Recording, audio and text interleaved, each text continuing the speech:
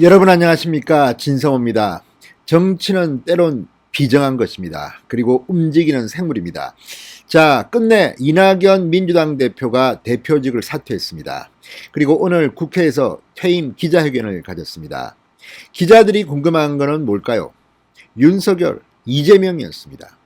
자, 이낙연 대표, 이제는 이낙연 전 대표가 되었습니다만, 이낙연 대표는 한창 잘 나갈 때, 그러니까 서울 종로구의 국회의원으로 출마해서 압도적인 대권 후보 1위를 기록할 때가 있었습니다.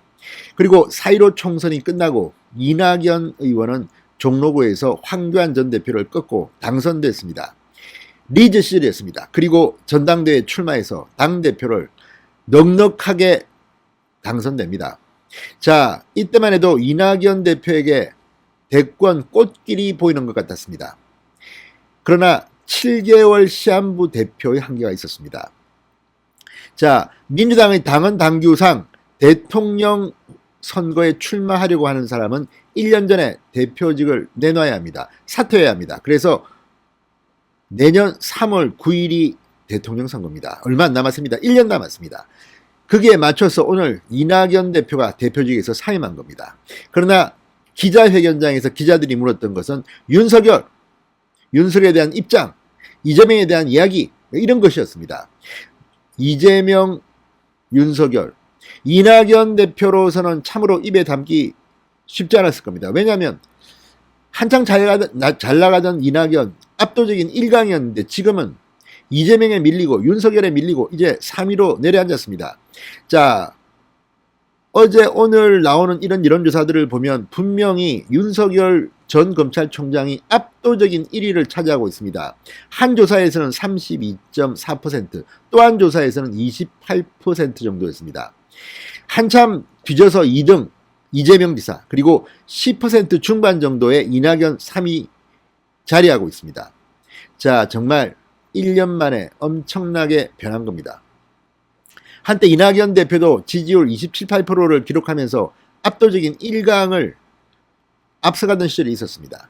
그런데 이재명에 밀리고 윤석열에 밀리고 이제는 모양이 최악이 됐습니다. 정치의 비정함을 느끼게 하는 그런 장면입니다. 오늘 기자들이 윤석열 총장에 대해서 물었습니다. 이재명 지사에 대해서 물었습니다. 그래도 이낙연 대표 꿋꿋하게 할 말은 다 있습니다. 그런데 윤석열 총장에 대한 입장에 대해서는 답변이 좀 실망스러웠습니다. 나는 그 사람 잘 모른다는 취지였습니다. 자, 어쨌든 이걸 보면 이낙연 대표, 이제 전 대표가 되었습니다만 윤석열 총장에 대해서 상당히 불쾌하다는 그런 생각을 갖고 있는 것으로도 보입니다.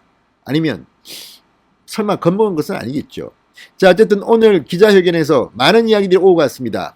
자, 이낙연의 앞날은 어떨까요? 지금 현재로는 먹구름이 낀 것으로 보입니다. 진성호의 직설 시작합니다. 방송에 앞서 아직 진성호 방송에 구독자가 아니신 분들은 붉은색 구독 버튼 눌러주십시오. 더 좋은 방송으로 보답하겠습니다. 자, 이낙연 대표에게 처음 든 생각은 지지율 하락의 계기입니다. 자, 아마도 이 지지율에서 3위로 내려앉는 그런 위기감 때문에 이명박 박근혜 전 대통령의 사면 이야기를 꺼내면서 그때부터 이 여권 지지자들한테 이낙연 대표가 조금 멀어졌던 것은 아닌가 생각됩니다. 그 질문이 오늘 나왔습니다.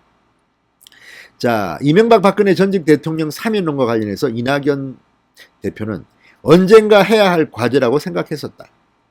이 대표는 오늘 국회에서 열린 퇴임 기자회견에서 이렇게 설명했습니다. 그리고 당장 사면을 하자는 것은 아니었다. 이렇게 말했습니다.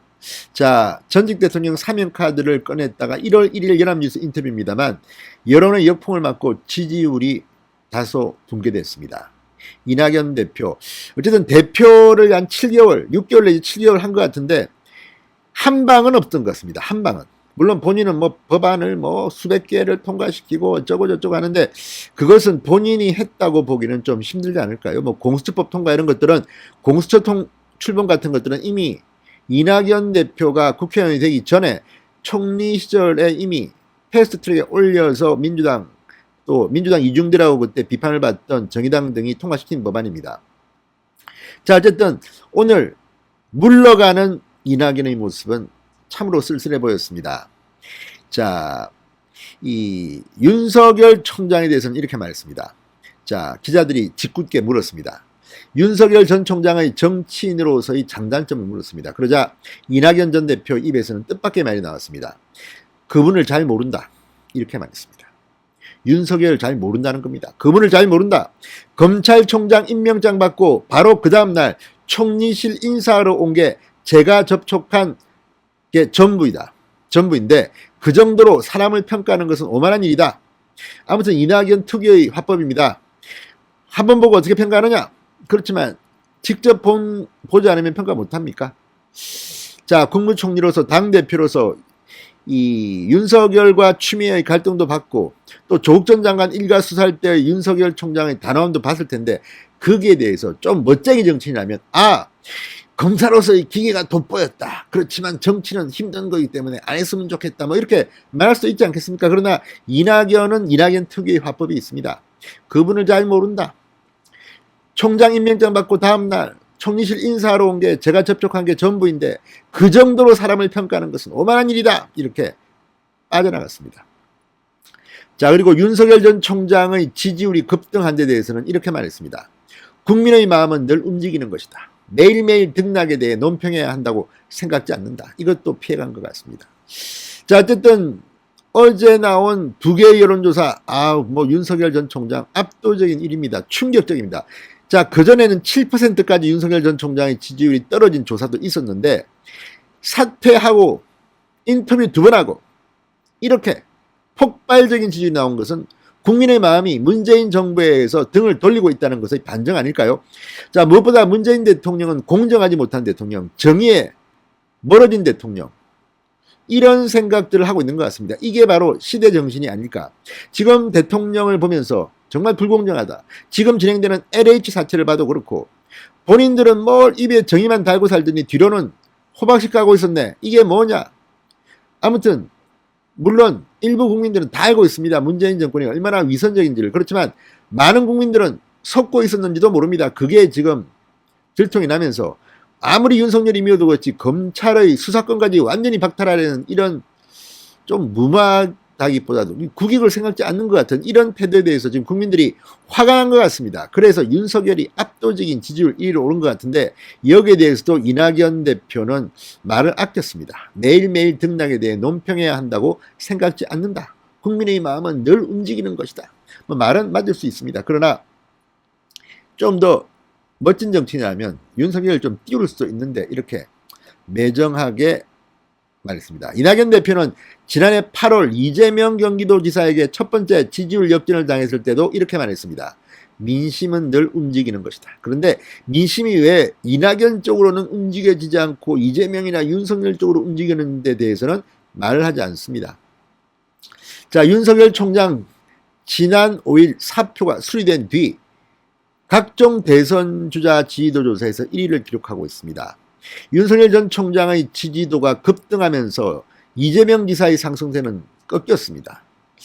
이 대표의 하락세도 일단 멈춘 상태지만 10% 중반 차이가 한참 납니다. 윤석열이 더블 스코어로 이기고 있습니다. 이런 조사를 보면. 자, 이 대표는 자신의 지지율 하락에 대해서는 제 부족함과 정치의 어려움 때문이었다. 겸허하게 받아들여야 한다. 이렇게 말했습니다. 이걸 보면 이낙연 대표는 모범 답안을 말하고는 있지만 감동은 없어 보입니다. 자, 이재명 경기도지사가 주장하는 기본소득에 대해서도 한마디 했습니다. 자, 신복지제도는 소득, 주거, 노동, 교육, 의료, 돌봄, 문화, 환경 8개 분야에서 국가가 보장할 최저 기준과 국민이 지향할 적정 기준을 담은 종합적 복지제도이고 기본소득은 그중 소득을 모든 국민에게 보전해드리자는 제도다. 두 제도를 단순 비교하는 것은 무리가 있다고 말했습니다. 아무튼 좀 어렵습니다. 뭔지 모르지만 감동이 그래서 없는지도 모르겠습니다.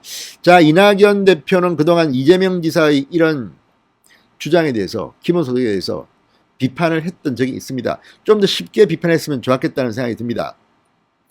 그러면서도 이낙연 대표는 문재인 대통령은 당 지도부 간담회에서 신복지에 대해 회복과 도약을 포용으로 실천하려는 시대정신이 반영된 것이라고 표현했다. 그러면서 국민의 삶을 어떻게 보호할 것이냐, 이게 시대의 과제다. 하지만 이런 신복지가 가능하려면 일정한 경제 성장이 있어야 한다. 그 성장은 과거처럼 굴뚝 산업의 성장이 가능하지 않은 시대이기 때문에 혁신 성장 이외엔 대안이 없다고도 말했습니다. 나름대로 이낙연 대표는 생각은 있는 것 같습니다. 콘텐츠도 있는 것 같습니다. 그렇지만 점점 더 국민들의 마음에서 대권 주자로서의 존재감은 떨어지는 것 같습니다. 자, 이 대표는 지금의 시대 정신은 어쨌든 신복지와 혁신성장이라고 말했습니다.